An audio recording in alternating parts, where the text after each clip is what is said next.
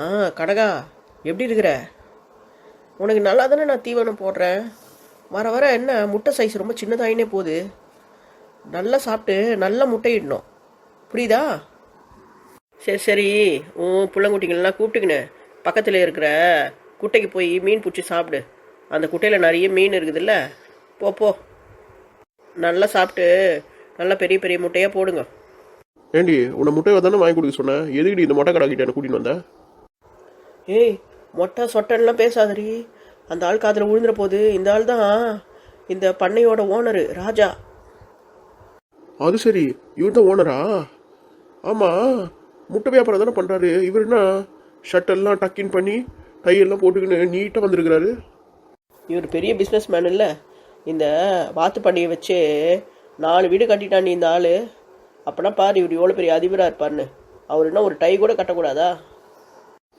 பரவாயில்லையே, வாத்து போட்ட பிஸ்னஸில் இவ்வளோ வருமானம் வருமா?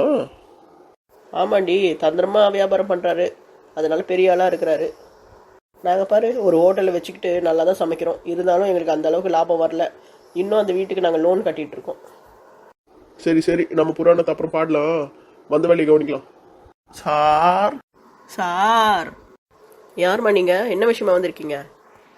சார், என்ன அடையாளம் தெரியல? எங்கள் ஹோட்டலுக்கு அடிக்கடி வந்து சாப்பிடுவீங்களே. நான் தான் சார், பக்கத்து தெருவில் இருக்க ஹோட்டலோட ஓனரு, கோமதி. ஞாபகம் வந்துச்சுமா. என்னம்மா விஷயம் இந்த பக்கம் வந்திருக்கீங்க? எனக்கு கொஞ்சம் வாத்து முட்டை தேவைப்படுது சார். எவ்வளோ விலைன்னு சொன்னீங்கன்னா வாங்கிட்டு போயிடுவோம். எத்தனை டசன்மா வேணும்? 1 டசன் போதும் சார். ஐயோ, 1 டசன்லாம் நான் யாருக்கும் கொடுக்கறது இல்லையே. மினிமம் 3 டசன் இருந்தால் தான் வாங்க முடியும் சார். 1 டசனில் 12 முட்டைங்க இருந்தால் கூட 3 டசனில் 36 முட்டைங்க வந்துடுது. அவ்வளோ முட்டையை வச்சுட்டு நாங்கள் என்ன சார் பண்ண போகிறோம்? ஐயோ, 36 முட்டைன்னா வீணாக போய்டும் சார். எங்களுக்கு ஒரு 12 முட்டை மட்டும் கொடுங்க சார். அதுக்கு காசு ஜாஸ்தியாக இருந்தால் கூட ஒரு 2 ரூபாய் மேலே வச்சு வாங்கிக்கோங்க. ஏம்மா, என்னை பார்த்தா எப்படி இருக்குது? மேலே 2 ரூபா வாங்கிக்க 3 ரூபா வாங்கிக்கன்னு சொல்கிறீங்க.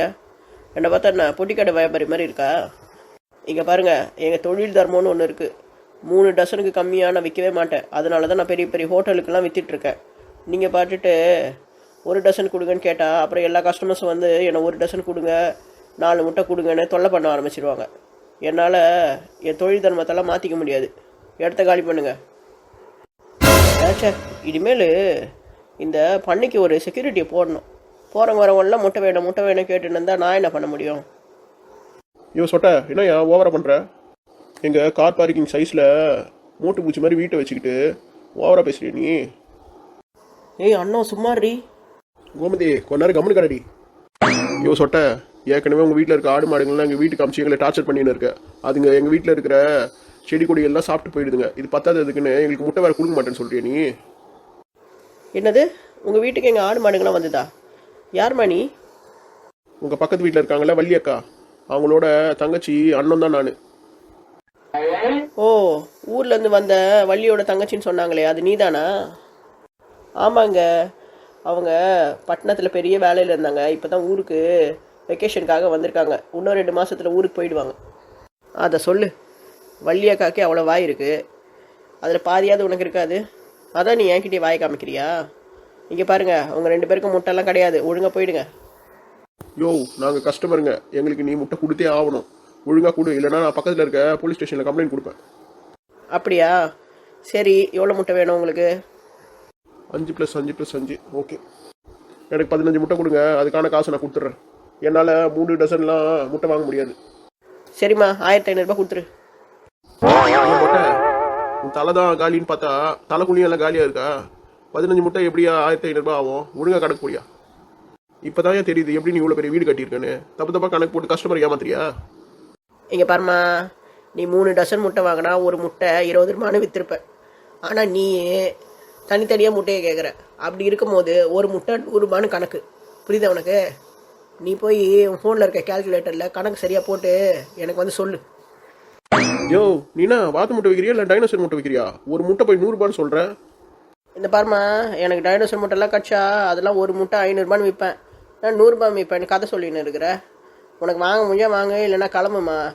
எங்கள் முட்டை சைஸ் எல்லாம் பார்த்தியா எவ்வளோ பெருசாக இருக்குன்னு? அதே மாதிரி ஃப்ரெஷ்ஷாக டேஸ்ட்டாக இருக்கும்.